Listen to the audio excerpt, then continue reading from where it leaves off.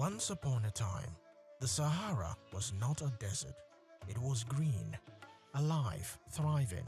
Today, it stands as one of the harshest environments on Earth. What happened? And more importantly, what does Africa's past teach us about its future? Rising above Egypt's desert plain is the Gulf El Kabir Plateau, a vast, uninhabited wilderness. Yet hidden within its rocks are paintings of people swimming, hunting, and dancing. These are not myths, they are evidence of a different Africa, one that once had rivers, lakes, and abundant wildlife. Thousands of years ago, the Sahara was a fertile savanna. Elephants, giraffes, and buffaloes roamed freely. Humans lived, farmed, and thrived. But then something happened. Around 7,000 years ago, shifting climate patterns pushed rainfall southward. The land dried. Rivers disappeared. By 6,000 years ago, much of the Sahara had become uninhabitable. Communities were forced to migrate, many moving towards one lifeline, the Nile. Migration driven by climate transformation, and so began one of the most important patterns in African history: adaptation under pressure. The Nile Valley became a narrow but powerful economic corridor, supporting agriculture, population growth, and eventually one of the world's most earliest civilizations. This shift reveals a fundamental truth about Africa. Its fortunes have always been shaped by the environment, resources, and human response. Fast forward to today, Africa is once again facing environmental and economic pressure, climate change, urban migration, and resource competition. But history offers perspectives. Just like ancient communities moved towards opportunity, today youths are moving towards cities, technology, and new economic frontiers. The lesson is clear. Africa's story is not just one of challenge. It is a story of adaptation and reinvention. From climate shift to economic transition, the continent has always responded, not passively, but creatively. The question now is, will today's leaders and young innovators rise to the movement? Because if history tells us anything, it is that Africa's future will be shaped not just by what happens to it, but by how it responds. Take a look at this. This is the Sahara today, and here is the Nile corridor where populations converge.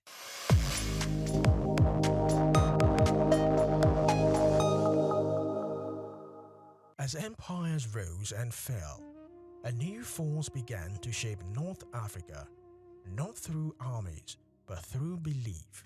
Christianity spread across the region, bringing unity but also division.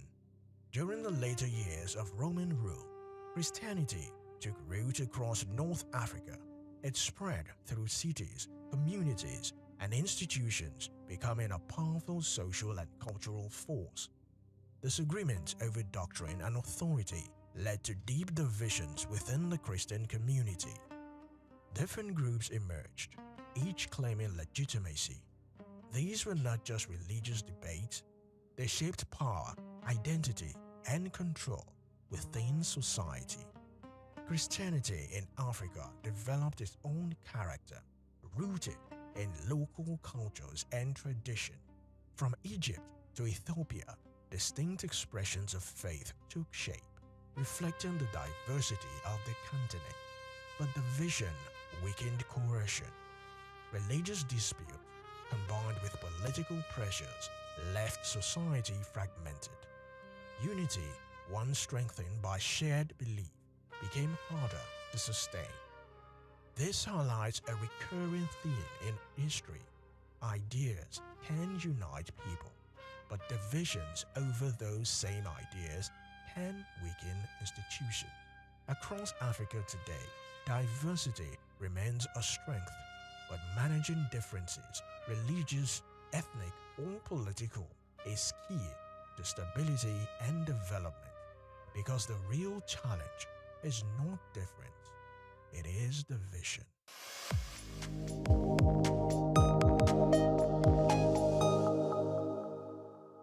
In a land surrounded by desert, a single river gave rise to power, wealth, and one of the earliest states in history. This is ancient Egypt, Africa's first great economic and political system. Ancient Egyptians called their land Kemet, the Black Land, a reference to the fertile soils of the Nile floods plain. Beyond it lay the Desert, the Red Land, the desert stretching east and west, and the Nile itself, they simply called it the river, a narrow strip of life in a vast, unforgiving landscape. To outsiders, Egypt's dependence on the Nile was unmistakable.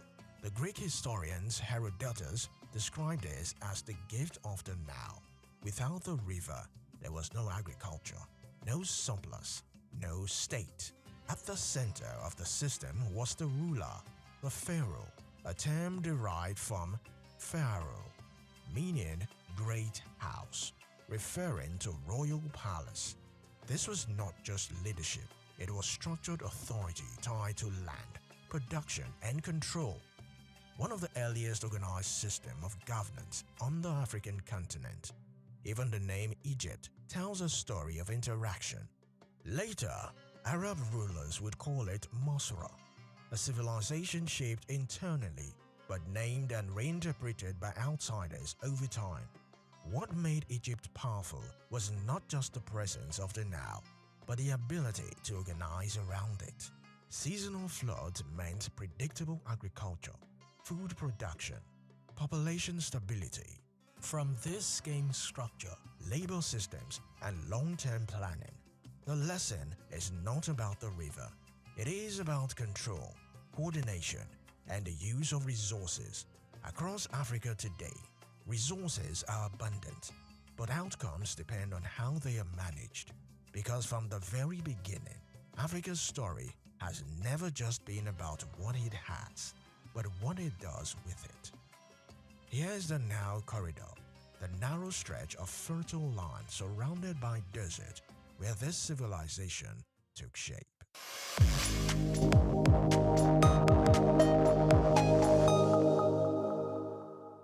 For centuries, Europe searched for a powerful Christian king in Africa, a ruler of wealth, influence, and faith.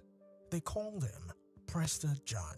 The legend of Prester John spread across medieval Europe, describing a distant Christian kingdom filled with riches and power. Many believe this kingdom existed somewhere in Africa, particularly in the Ethiopian highlands. Driven by this belief, European powers began searching for this ally, sending envoys and explorers across unfamiliar territories. Their goal was not just discovery, but alliance, trade, and strategic advantage. But the reality was more complex. Ethiopia did exist as a Christian kingdom, but not in the form imagined by European legend. The gap between perception and reality shaped by early interactions. Even so, the idea of Prester John had real consequences. It influenced exploration, diplomacy, and early global connections, a myth that helped drive real-world decisions. This chapter reveals an important lesson. Perception can be as powerful as reality in shaping economic and political action.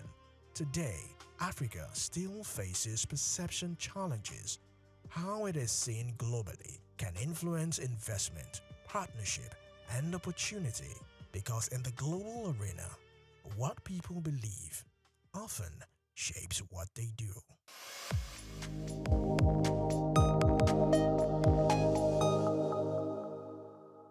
My name is Yinka Babalola. My name is Ijoma Pelokoro. My name is Joshua Hassan. I am Rotarian or Mosunde Lawson.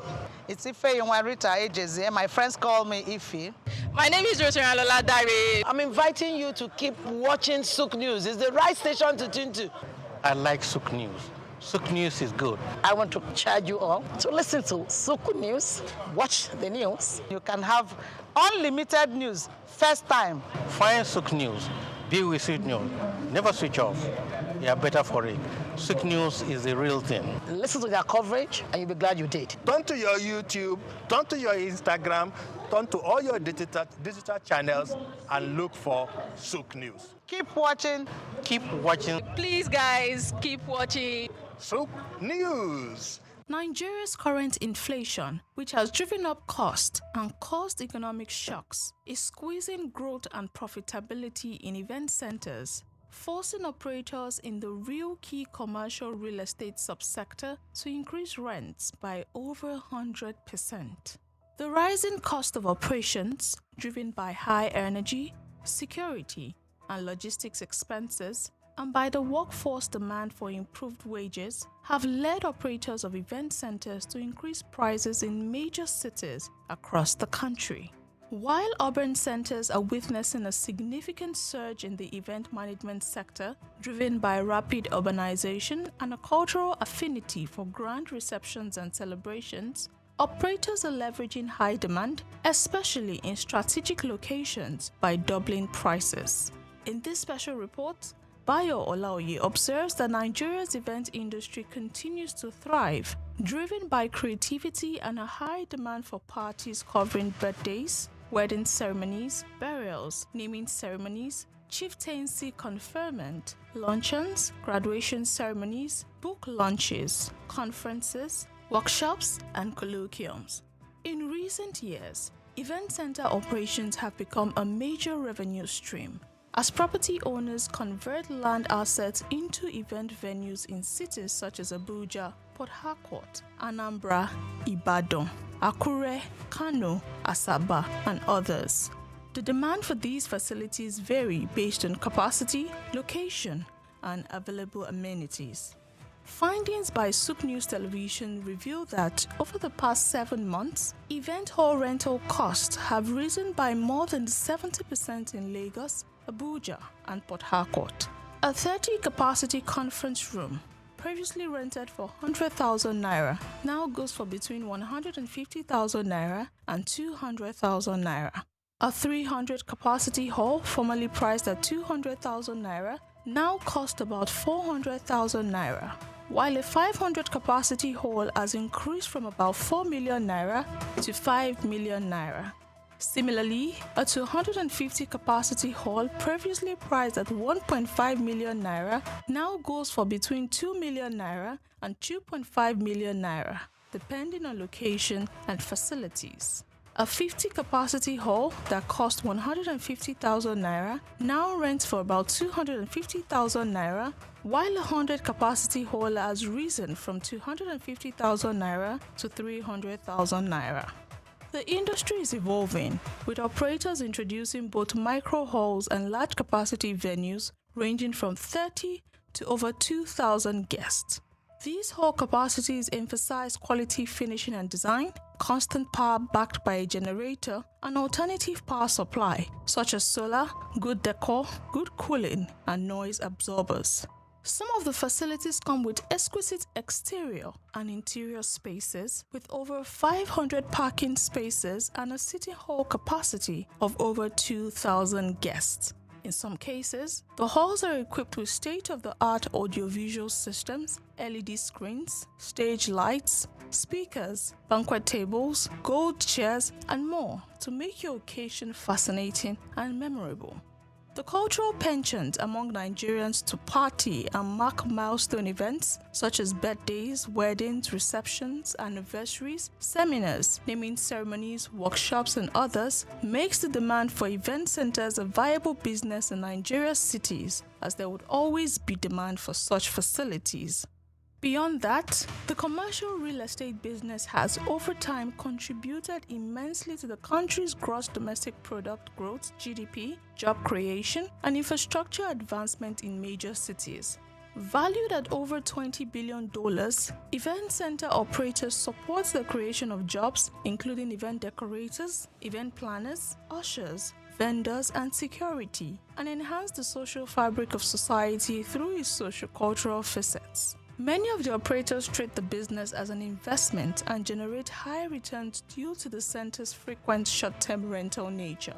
In most urban centers, operators face a similar set of challenges, including high operational costs, regulatory interference, and inadequate infrastructure, especially in the area of sufficient parking spaces. In locations like Lagos and Abuja, there have been a series of government clampdowns on event centers for failing to comply with existing regulations and environmental standards, especially regarding noise pollution and lack of parking space. Developers of the facilities often fail to allocate sufficient space for cars, leading to traffic congestion and creating security risk around the construction site. This is a development that government regards as a grave violation of the guidelines under the physical planning law. According to existing physical planning regulations, parking provision for commercial outlets and development shall be one car park for every 60 square meters of the total lettable floor area. Places of assembly, auditoriums, conference and event centers shall provide one parking space for every 10 square meters of usable floor space or in accordance with the development plan and its approval order. Global economic pressures, including geographical tensions affecting energy prices, have significantly increased the cost of powering these facilities.